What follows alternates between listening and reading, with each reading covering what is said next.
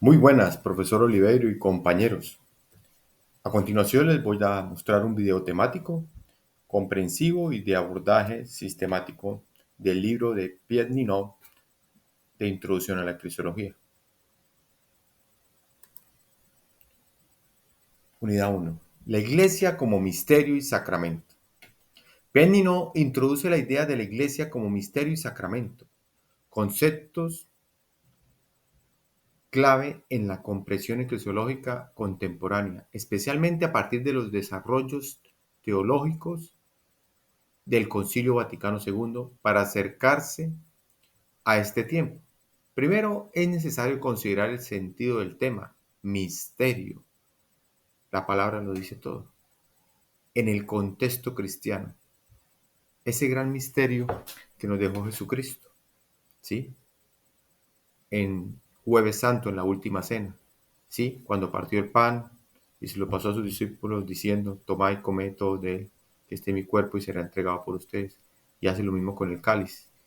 Tomad y bebed todos de él, que esté mi sangre, será derramada por ustedes para el perdón de sus pecados. Entonces, ahí vemos cómo el autor nos invita a reconocer que la iglesia, aunque es visible en esos sacramentos, como el sacramento de la Eucaristía, como una comunidad histórica e institucional, trasciende esa dimensión para ser un signo y una realidad espiritual en la cual Dios mismo está presente, operante a través de Jesucristo y por medio de ese Paráclito, que es el mismo Espíritu Santo.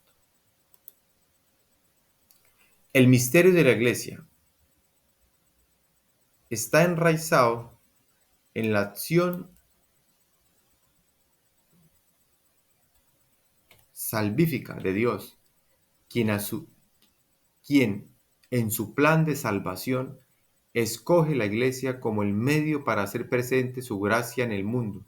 Este enfoque tiene profundas raíces en la tradición patrística, donde la Iglesia es vista como el cuerpo de Cristo y por lo tanto una participación en el misterio mismo de la encarnación de Pierre Ninot.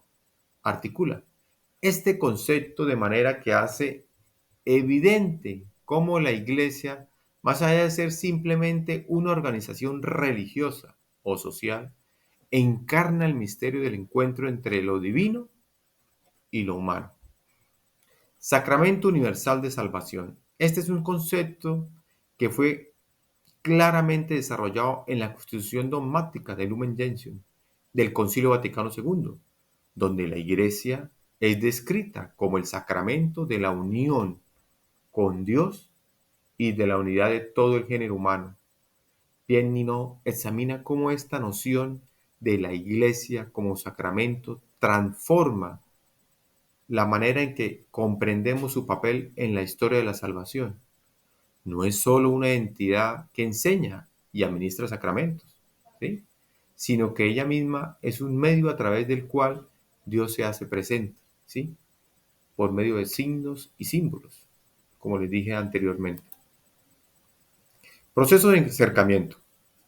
La idea de la Iglesia como sacramento requiere una comprensión de la relación entre los signos visibles, las acciones, los ritos, la organización y la realidad invisible de la gracia divina que está presente en ellos.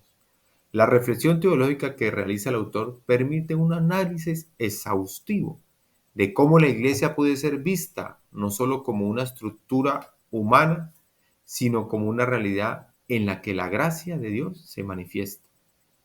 Abordaje comprensivo.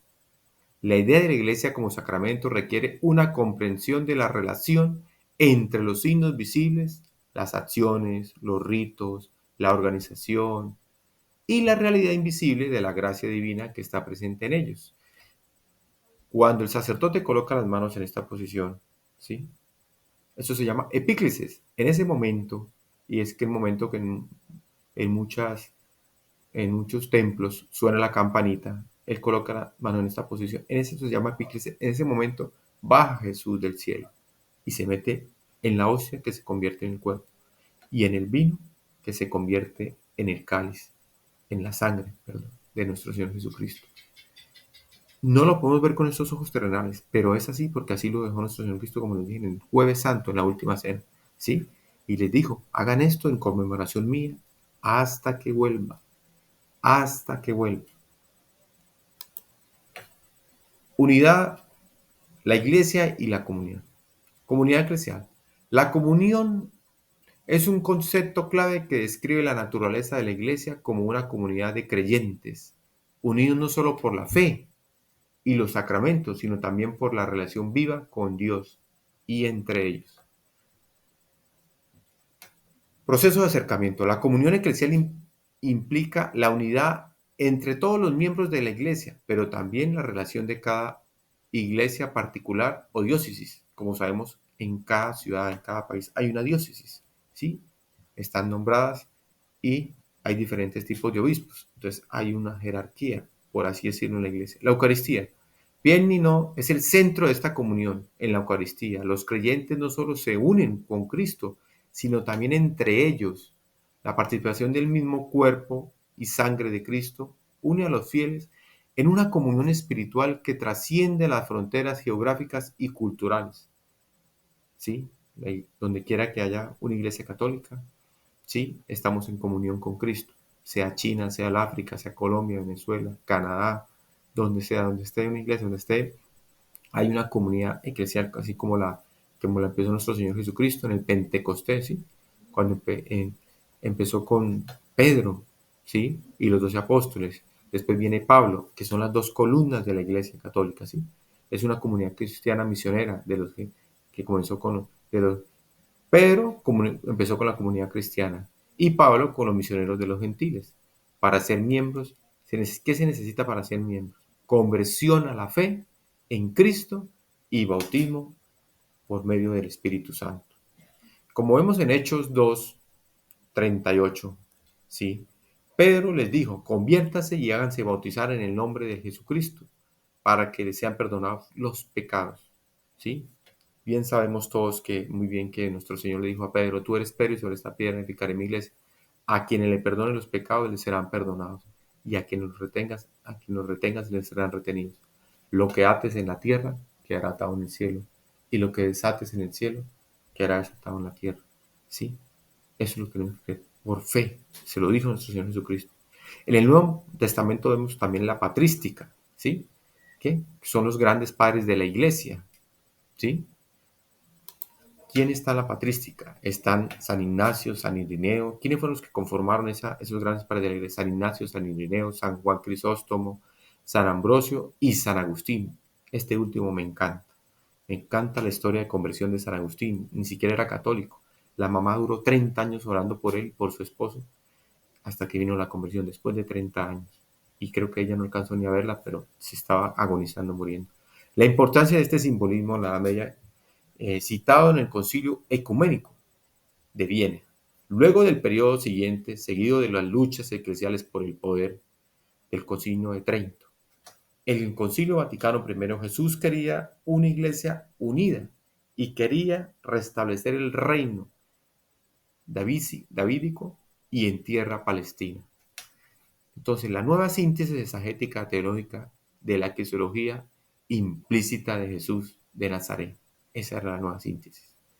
Esta expresión ha sido consagrada por el documento de 1986 de la Comunión Teológica Internacional sobre la conciencia de Jesús, que significa que Dios lleva adelante el reino de Dios iniciado por su Hijo Jesús. En Juan 19:34 vemos uno de los saludos. San Agustín sintetiza bien el pensamiento de los padres cuando el Señor dormía en la cruz, la lanza atravesó su costado y brotaron los sacramentos con los que se creó la iglesia, simbolizados en el agua, que era el bautismo, y la sangre en la Eucaristía, que salieron del costado de nuestro Señor Jesucristo. Así podemos ver, al integrar las ideas de las unidades 3 y 4, se puede alcanzar una visión sinóptica de la eclesiología que propone Pierre Ninon, donde la iglesia es concebida como misterio de sacramento y comunión. Estos tres aspectos no son independientes, sino que están interrelacionados y se complementan mutuamente. La Iglesia como misterio nos invita a contemplar la dimensión trascendente de la Iglesia, que no puede ser reducida a una simple institución humana, ¿sí? Porque acuerde que fue Dios que mandó su propio Hijo. Ese es el lugar donde Dios se hace presente, donde su plan de salvación se lleva a cabo en la historia. Este misterio se expresa de manera concreta en la Iglesia como sacramento, un signo visible e instrumento de la gracia de Dios para la salvación del mundo. Por eso dice nuestro Señor en otro pasaje de la Biblia: el que come mi cuerpo y bebe mi sangre tendrá vida eterna. Entonces, esos hermanitos, debemos creer por fe ese gran misterio que Dios nos dejó. Muchas gracias.